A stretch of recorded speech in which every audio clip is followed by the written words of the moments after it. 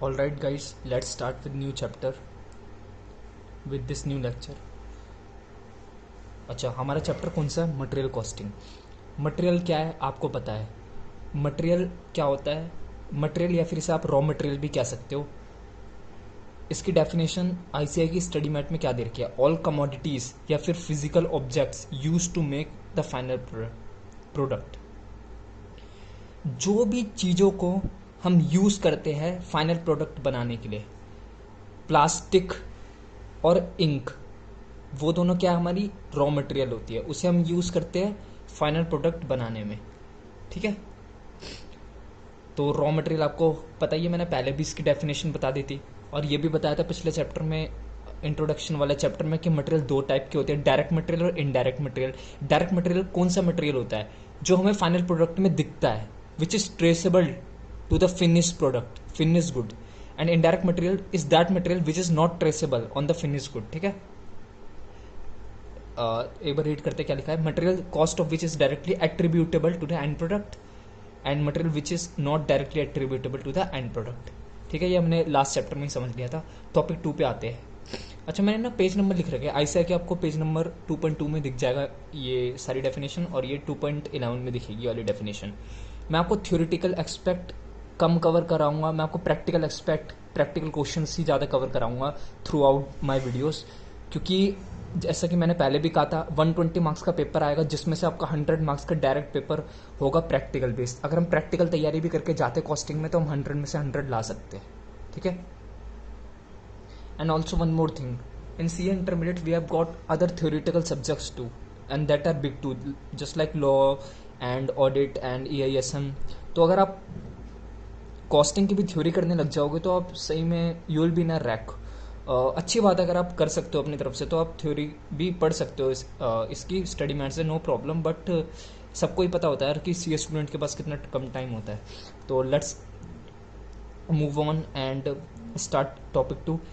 Topic 2 है ascertainment of cost of material purchased. Ascertainment का मतलब होता है पता लगाना. कॉस्ट ऑफ मटेरियल परचेज को पता लगाना है हमें कि जो हमने मटेरियल परचेज करा है उसकी कॉस्ट कितनी होगी, उसकी कॉस्ट कितनी होगी. जो हमने मटेरियल परचेज करा, रॉ मटेरियल परचेज करा, उसकी कॉस्ट कितनी होगी. अच्छा, हम रॉ मटेरियल क्यों परचेज कर रहे हैं?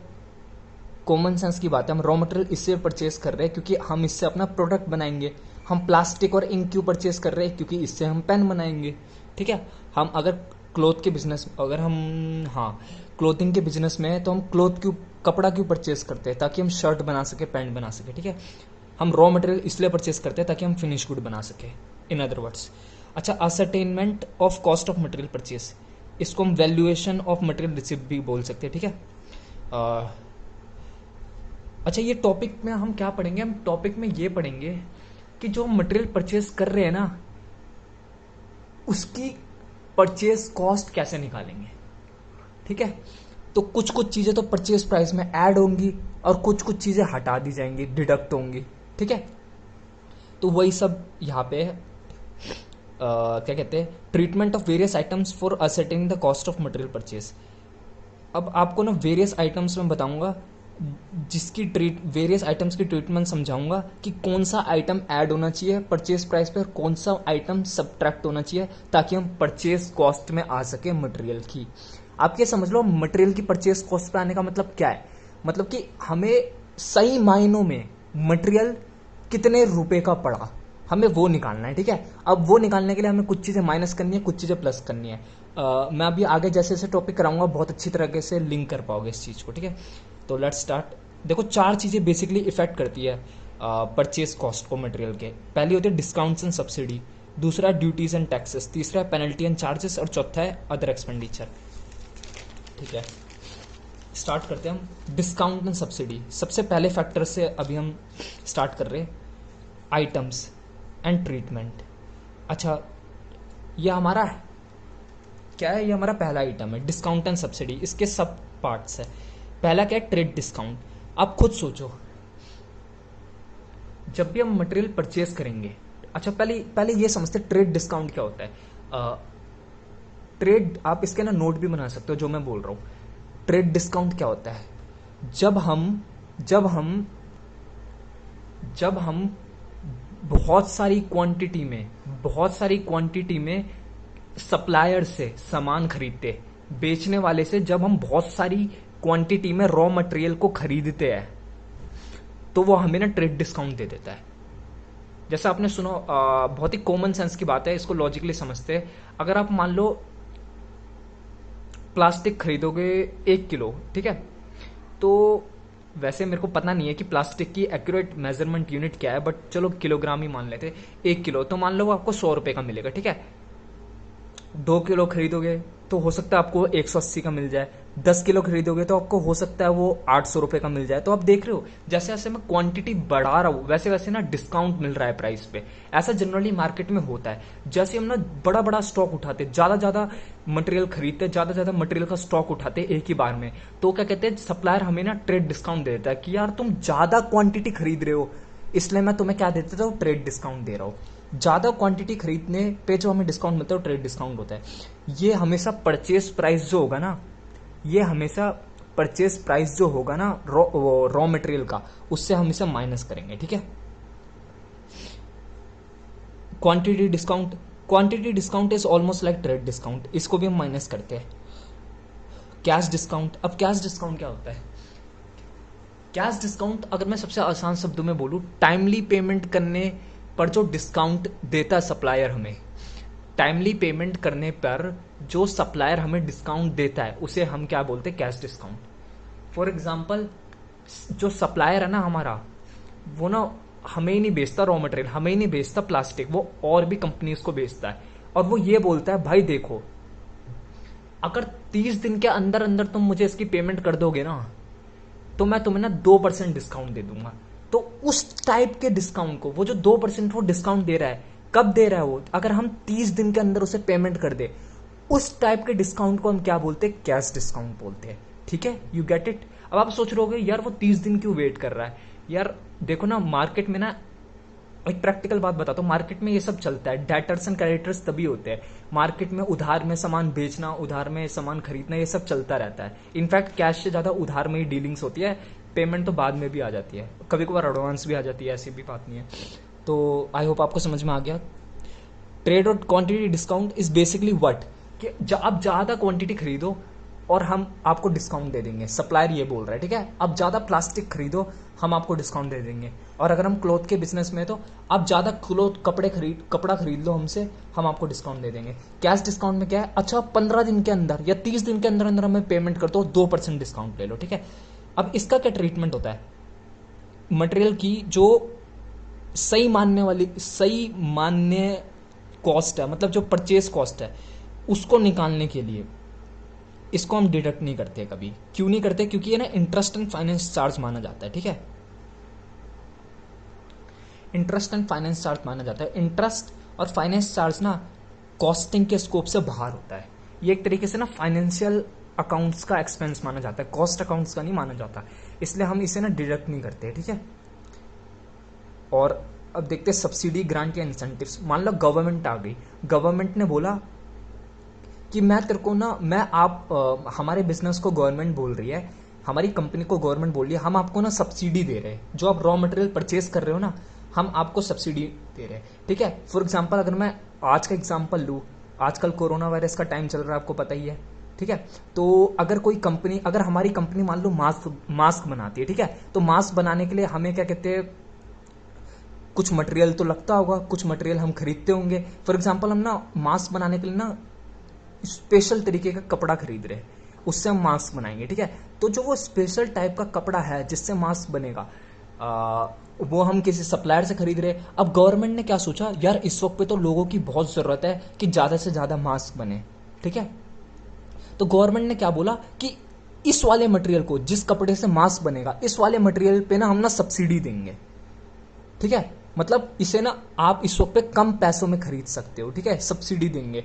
तो ये क्या हो जाती है, इसकी ट्रीटमेंट क्या होती है, इसकी ट्रीटमेंट होती है, ये हम इसे डिडक्ट कर लेते हैं, ठीक है, सब्सिडी को हम डिडक्ट कर लेते हैं। इन नटशेल फिर से चलते हैं, ट्रेड डिस्काउंट डिडक्ट हो जाएगा, क्वांटिटी डिस्काउंट डिडक्ट हो जाएगा, सब्सिडीज भी डिडक्ट हो जाएगी, और कैश डिस्काउंट क्या है, डिडक्ट नहीं होगा। क्यों? क्योंकि ये फाइनेंशियल नेचर का होता है, ठीक है। अब आते हैं ड्यूटीज एंड टैक्सेस पे, सेकंड वाले पे आ चुके हैं भाई हम, सेकंड फैक्टर पे, ठीक है। Duties and taxes. Duties and taxes का पहला आइटम क्या है? रोड या फिर टोल टैक्स।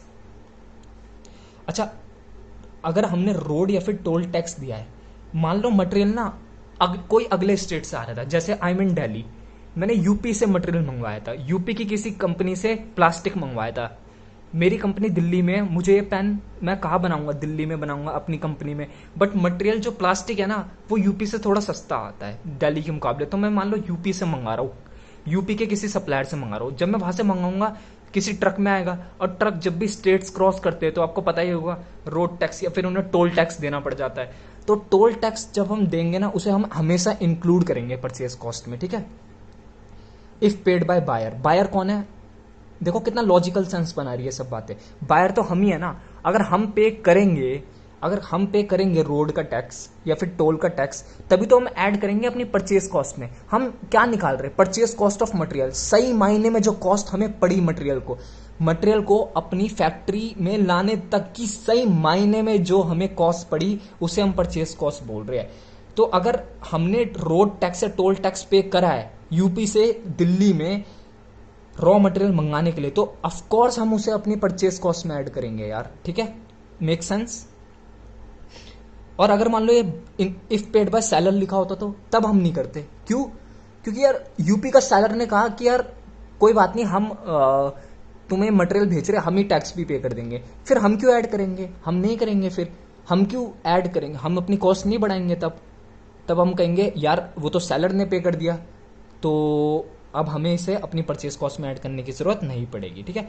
अब देखो IGST, CGST, SGST, UTGST, ये आप टैक्स वाले सब्जेक्ट में भी पढ़ोगे इन सब के बारे में, तो मैं कुछ अलग से नहीं बताऊंगा अभी। बस आप इतना समझ लो, इन सबको एक्सक्लूड करा जाता है जब इनका क्रेडिट अवेलेबल होता है ना, तब इन्हें एक्सक्लूड करा जाता है, ठीक है, अनलेस क्वेश्चन स्टेट्स अदरवाइज। अच्छा, अगर क्वेश्चन बोल देना इन्हें ऐड ही करना है, इन्हें ऐड ही करना है परचेज कॉस्ट में, तब तो हम ऐड करेंगे, क्योंकि भाई क्वेश्चन ने जो बोल दिया हमें वही करना पड़ेगा। क्वेश्चन तो भगवान है भाई, क्वेश्चन की वजह से ही तो मार्क्स मिलेंगे आपको। क्वेश्चन जो कहेगा कर दो आंख बंद करके। और अगर क्वेश्चन में ये भी लिखा है ना कि इसका ITC, input tax credit, ITC का मतलब होता है इनपुट टैक्स क्रेडिट या simply credit is not available, तब भी आपको ऐड करना पड़ेगा, ठीक है। वरना इसे हम एक्सक्लूड करते हैं, जनरली हम इसे एक्सक्लूड करके चलते हैं, क्योंकि इसका अगर क्रेडिट मिल जाता है या इसका अगर इनपुट टैक्स क्रेडिट मिल जाए तो हम इसे एक्सक्लूड कर देंगे, ठीक है। आपको क्लैरिटी आ जाएगी, ज्यादा टेंशन मत लो जब आप टैक्स का सब्जेक्ट पढ़ोगे, ठीक है। Basic custom duty, custom duty हम कब पे करते हैं? जब बेसिकली हम ना इंपोर्ट ऑफ गुड्स करते हैं। मैंने अमेरिका से सामान मंगाया, ठीक है, वैसे तो खैर हम लोग चाइना से ज्यादा मंगाते, चलो चाइना ही मान लेते। मैंने कोई चाइना से सामान मंगाया, ठीक है, तो चाइना से सामान आएगा जब थ्रू सी पोर्ट आए या फिर थ्रू एरोप्लेन आए, तो जब वो सामान आएगा वो मटेरियल चाइना से आएगा, क्योंकि हम मटेरियल कॉस्टिंग चैप्टर पढ़ रहे हैं, इसलिए हर चीज ना आपको मटेरियल के हिसाब से सोचनी है। अगर मैंने रॉ मटेरियल, कोई भी रॉ मटेरियल चाइना से मंगाया है, वो जब यहाँ पे आएगा तो वो पॉलिटिकल फ्रंटियर्स को क्रॉस करेगा इंडिया के, और उस पर क्या लग जाएगी? कस्टम ड्यूटी लगेगी। उस पर क्या लगेगी? Custom duty. जब भी हम इंपोर्ट करते हैं किसी भी बाहर वाली कंट्री से कोई भी गुड या फिर मटेरियल, तो फिर उसमें हमें क्या देना पड़ता है? कस्टम ड्यूटी देनी पड़ती है। वो क्या होगी? ऐड होगी।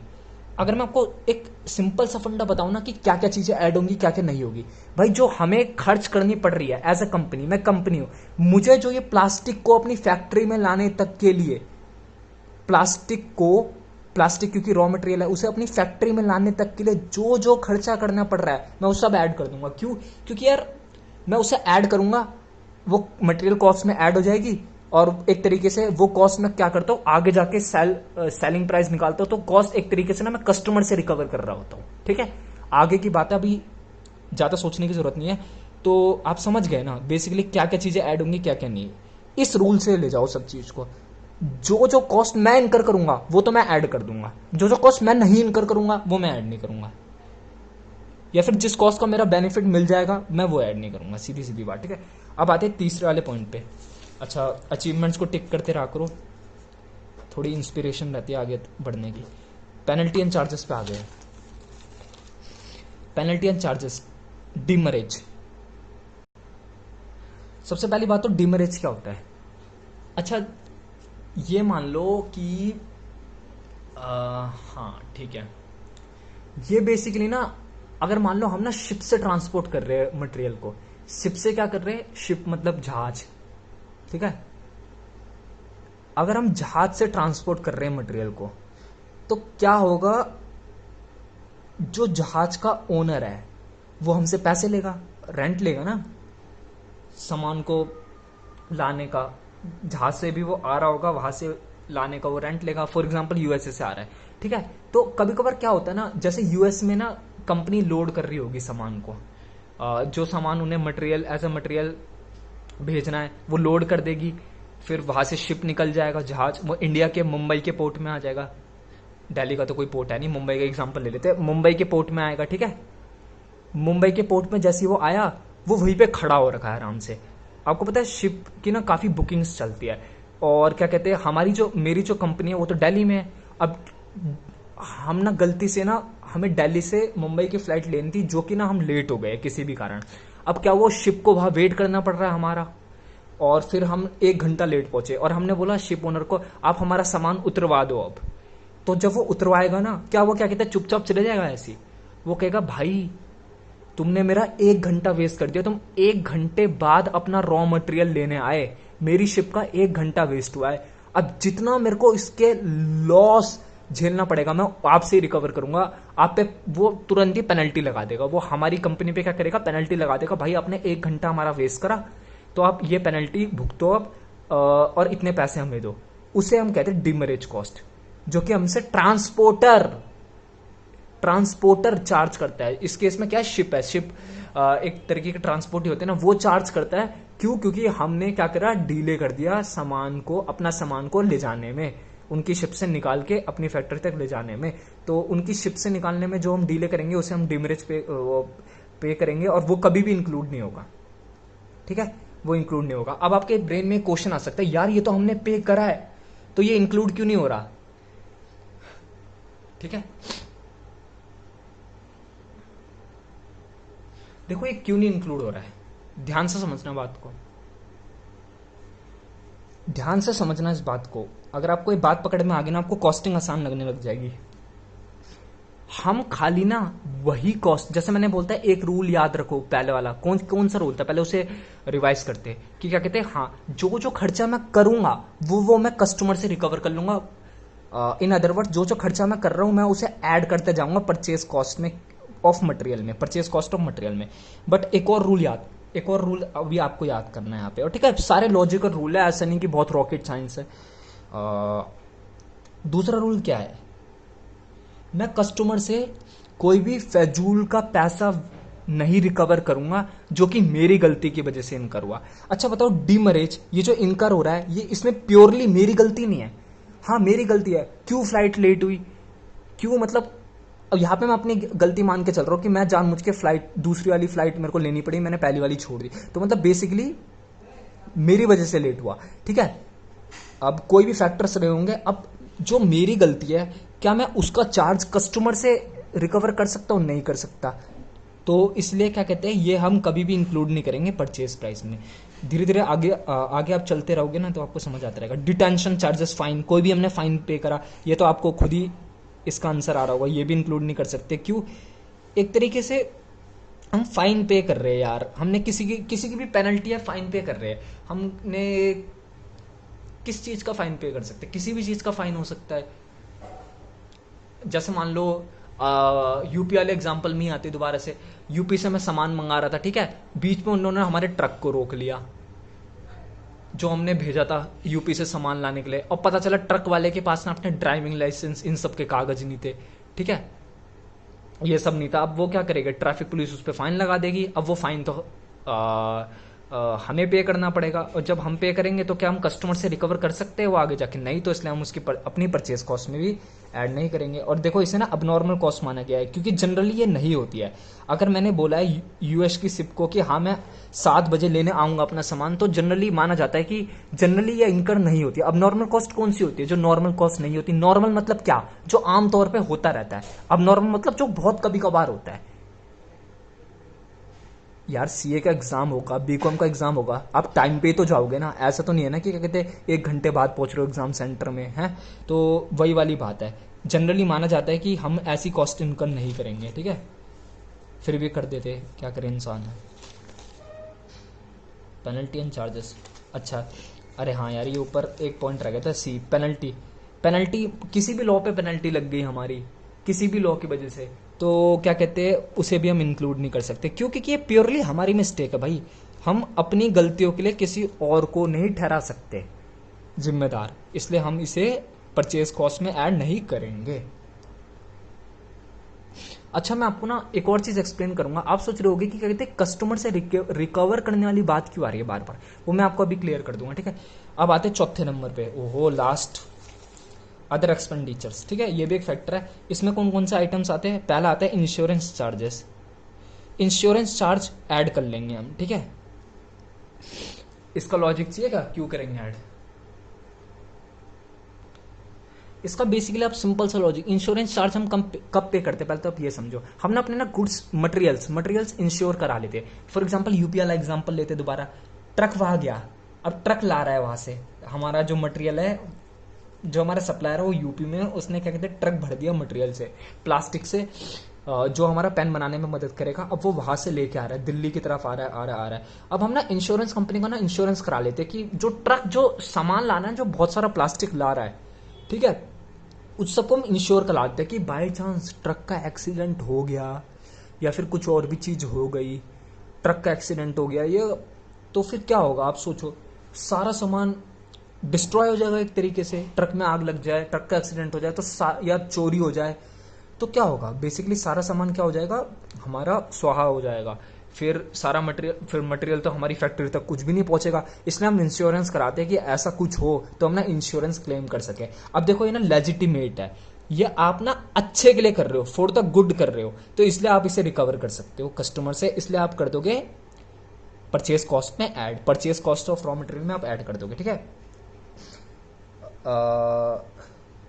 कमीशन और ब्रोकरेज पेड, ये भी हम ऐड करते हैं, ठीक है। ये भी लेजिटिमेट एक्सपेंस है। आप कमीशन या फिर ब्रोकरेज देते हो मिडल पर्सनस को, मिडल मैन्स को, जो कि सप्लायर से कांटेक्ट रखते हैं और क्या कहते हैं हमें जो मटेरियल की जरूरत होती है वो हमें अवेलेबल करवाते हैं, ठीक है। ये भी एक तरीके का लेजिटिमेट क्लेम है, इसलिए आप इसे ऐड कर लोगे। Freight inwards added, freight inwards आप ये समझ लो कि वही ट्रक का जो लाने का खर्चा था यूपी से अपनी दिल्ली तक, वो रेंट तो लेगा ना, वो ट्रक वाला हमसे रेंट तो लेगा कि जो भी है कि हाँ भाई आपका इतना रेंट बनता है। अगर वो अपना ही ट्रक है तब तो अलग बात है, बट लेकिन अगर मान लो ज़्यादातर कंपनियां क्या करती है, वो क्या कहते हैं ना, ट्रक कंपनीज को हायर करती है, गुड्स ट्रांसपोर्ट एजेंसीज को हायर करती है। वो बोलती है भाई इतना माल है, यहाँ से लाना है, यूपी के लखनऊ से लाना है दिल्ली तक, ठीक है। तो आप फिर क्या कहते हैं, ट्रक वाली कंपनी कहती है ठीक है आपका इतना किराया भाड़ा लग जाएगा, उसको ही हम फ्रेट इनवर्ट्स कहते हैं। वो भी हम क्या करेंगे, ऐड करेंगे। ऑफ कोर्स ये सारे लेजिटिमेट क्लेम है, ये सारे मतलब फैक्ट्री में लाने तक के खर्चे मैं ऐड कर लूंगा। बस इसकी एक एक्सेप्शन बताई थी मैंने, अगर कोई ऐसे खर्चे जो कि मेरी बेवकूफ़ी की वजह से हो रहे हैं, जैसे मान लो पेनल्टी देनी पड़ रही है, जैसे मान लो डीमरेज देना पड़ रहा है, ये प्योरली मेरी गलती की वजह से हो रहे हैं, इसको मैं ऐड नहीं कर सकता। ये ह्यूमन लॉस, नेचुरल लॉस के खिलाफ हो जाएगा, ये जस्टिस के खिलाफ हो जाएगा अगर मैं इसे ऐड करूंगा तो। फाइन वाइन हो गया, ठीक है। इसके अलावा हम ये सब चीज़ें मैं ऐड कर सकता हूँ, ठीक है। कॉस्ट ऑफ कंटेनर, अब देखो इसमें थोड़ा खेल है, कॉस्ट ऑफ कंटेनर, ठीक है। अब हम ना प्लास्टिक को छोड़ के ना इंक की बात लेते हैं। प्लास्टिक तो भाई मंगाते ही चले गए, कभी यूएस से मंगा लिया, कभी चाइना से मंगा लिया, कभी यूपी से मंगा लिया। वैसे चाइना से सबसे सस्ते में आएगा, यू आर थिंकिंग राइट। वो तो चाइना के मोबाइल आते हैं, हम इतने टैक्स पे टैक्स लगाते हैं, एक्साइज ये वो अनाना फनाना ठिकाना, तब जाके क्या कहते हैं, तब भी वो इतने सस्ते रहते हैं, सोचो। चलो let's get back to topic. अच्छा कहते हम,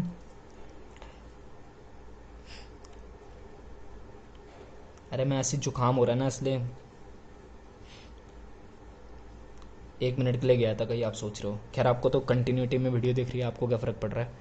अच्छा कहाँ पे था, याद तो दिलाओ यार, मैं खुद भूल गया मैं कहा था। हाँ रुक जाओ 1 मिनट। अदर एक्सपेंडिचर, ये तो हो गया था हमारा ना, कंटेनर में थे हम, cost of container given below. अच्छा इसमें ना अच्छा कंटेनर होता क्या है, कोई कोई रॉ मटेरियल ना कंटेनर्स में आते हैं। सबसे बेस्ट एग्जांपल हम पेन वाला ले रहे हैं तो इसी से एग्जांपल रिलेट करके दिखाता हूँ। इंक जो है, इंक किसी कंटेनर में आएगी ना भाई, इनको वो ऐसी ट्रक में थोड़ा ना भर देंगे भाई, ऐसे तो फैल गिर जाएगी, वेस्ट हो जाएगी। तो क्या आती है, कंटेनर्स में आती है। मान लो उसके 10 कंटेनर आ रहे हैं एक ट्रक में इंक्स में, ठीक है। इस बार यूपी से नहीं मंगा रहे, इंक यूपी से नहीं आती। इंक आती है, इंक कहाँ से मंगाओगे भाई, इंक आ रही है, चलो हरियाणा से आ रही है इंक, ठीक है, हरियाणा से आ रही है इंक, ठीक है। तो देखो 3 केसेस बनते हैं, कंटेनर्स में ही आ रही होगी ऑफ कोर्स, ठीक है। पहला केस है नॉन रिटर्नेबल कंटेनर्स। मैंने फोन घुमाया, मैंने हरियाणा के जो सप्लायर था ना इंक का, सप्लायर जानते हो क्या होता है, सप्लायर मतलब जो सामान बेचता हो, ठीक है, वेंडर भी कह सकते हो उसे, ठीक है। मैंने फोन घुमाया, मैंने हरियाणा वाले सप्लायर को फोन मिलाया, मैंने बोला भाई देख, इंक के 10 कंटेनर भेजने हैं, ठीक है, और जो कंटेनर है ना ये मैं अपनी फैक्ट्री में ही रख लूंगा भाई, ठीक है।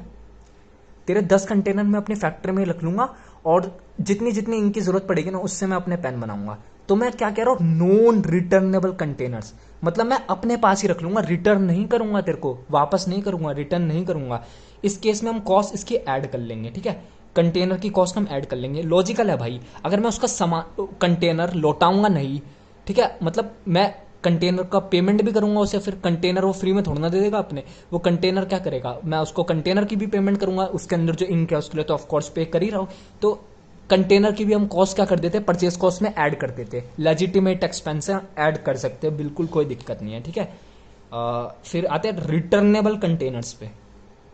रिटर्नेबल मतलब मैंने बोला भाई देख, तू 10 कंटेनर में भेजेगा अभी भी वो 10 कंटेनर में, बट जो मेरे पास है ना, मेरी फैक्ट्री में बहुत बड़ा कंटेनर है, उसमें ना 10 कंटेनर की इंक एक ही बार में आ जाती है। अब तू क्या कर, अब जैसी वो उसका ट्रक, मतलब जो ट्रक है वो आएगा लेके मेरी फैक्ट्री तक 10 कंटेनर इंक से भरे हुए, तो मैं क्या करूंगा ना, 10 के 10 कंटेनर को ना अपने बड़े वाले कंटेनर में पलटवा दूंगा। अब क्या हुआ, मेरे बड़े वाले कंटेनर में इंक आ गई एक ही बार में, मैं बोलूंगा भाई इसको ले जा, ये 10 कंटेनर में से एक की भी हमें जरूरत नहीं है, वापस ले जा। तो मैंने क्या कर दिया, उसके सारे कंटेनर रिटर्न कर दिए। क्या अब हम कंटेनर की कॉस्ट करेंगे, ऐड करेंगे हम? नहीं, बिल्कुल नहीं। क्यों करेंगे भाई, क्या मतलब बनता है, उसके कंटेनर रिटर्न तो कर दिया अब हमने, अब हमारी जेब से थोड़ा ना पैसा जा रहा है कंटेनर का, तो हम भी कस्टमर से क्यों रिकवर करेंगे, ठीक है। ये कस्टमर से रिकवरी वाला फंडा मैं बताऊंगा आपको। अब आते हैं केस 3 पे। If the amount of refund on returning the container is less than the amount paid then only shortfall is added. अच्छा, मैं ये केस आपको ना कल समझाऊंगा, अभी मैं आपको ना वो चीज़ बता देता हूँ कि ये मैंने आपके लिए क्वेश्चंस भी कर रखे हैं, ISI के क्वेश्चंस। मज़ा तो तब आएगा जब हम क्वेश्चंस करेंगे, क्योंकि दैट वर्ड्स मैटर, और ये भी चीज़ इंपॉर्टेंट है। वैसे मैं आपको इंटैक्ट तैयारी करा रहा हूँ, मतलब जो सबसे कम टाइम में सबसे बेस्ट तैयारी हो सकती है ना, वो बेसिकली। अच्छा, मैं आपको वो बताता हूँ मैं क्या कह रहा हूँ बार बार कस्टमर से रिकवर करने के लिए। अच्छा देखो, मैंने आपको ना बाय फंक्शंस का कॉस्ट का बाइफर्केशन बताया तो आप याद करो, डायरेक्ट मटेरियल कॉस्ट थी, डायरेक्ट लेबर कॉस्ट थी, डायरेक्ट एक्सपेंसेस थे, है ना, प्रोडक्शन ओवरहेड थे, एडमिनिस्ट्रेशन ओवरहेड थे, सेलिंग एंड डिस्ट्रीब्यूशन ओवरहेड थे, और रिसर्च एंड डेवलपमेंट कॉस्ट थी, ठीक है। अभी हम कहाँ पे इसकी बात कर रहे हैं कि डायरेक्ट मटेरियल कॉस्ट के चैप्टर में इसे निकालने का वो कर रहे हैं, ठीक है। इसकी परचेस कॉस्ट कैसे निकलेगी उस पर ध्यान दे रहे, ठीक है। तो जब मैंने बोला ना मैं परचेस कॉस्ट में ये भी ऐड कर दूंगा, ये भी ऐड कर दूंगा, ये भी ऐड कर दूंगा, तो ऑटोमेटिकली ना मेरी ना कॉस्ट बढ़ेगी, ठीक है। फिर ये भी कुछ ना कुछ होगी, ये भी अगले, ये जब चैप्टर्स आएंगे मैं आपको समझाऊंगा सब, ये भी कुछ होगी, तो यहाँ पे क्या आएगा, एक टोटल कॉस्ट आ जाएगी मेरी, ऑल राइट, आएगी कि नहीं आएगी टोटल कॉस्ट। अब ऐसा तो है नहीं मैं टोटल कॉस्ट में ही मार्केट में बेच दूंगा सामान को, मैं कुछ प्रॉफिट परसेंटेज भी ऐड करूंगा, ठीक है। और फिर क्या आ जाएगा मेरा, अल्टीमेटली मेरा सेलिंग प्राइस आ जाएगा, ठीक है। जब जब सोचो मैं ये कॉस्ट बढ़ाऊंगा, वैसी वैसी मेरी टोटल कॉस्ट भी बढ़ जाएगी। जैसे मेरी टोटल कॉस्ट, मान लो मैंने ना सोच रखा है मेरा प्रॉफिट रेशियो होना चाहिए 20%, पहले मेरी कॉस्ट आती थी मान लो 50, अब 50 प्लस 20% कितना हो गया, 60 हो गया, 60 हो गया ना भाई, हाँ 60 हो गया। नहीं यार 60 कैसे हो गया, रुक जाओ यार, कैलकुलेटर के बिना तो दिमाग नहीं चलता सी स्टूडेंट्स का।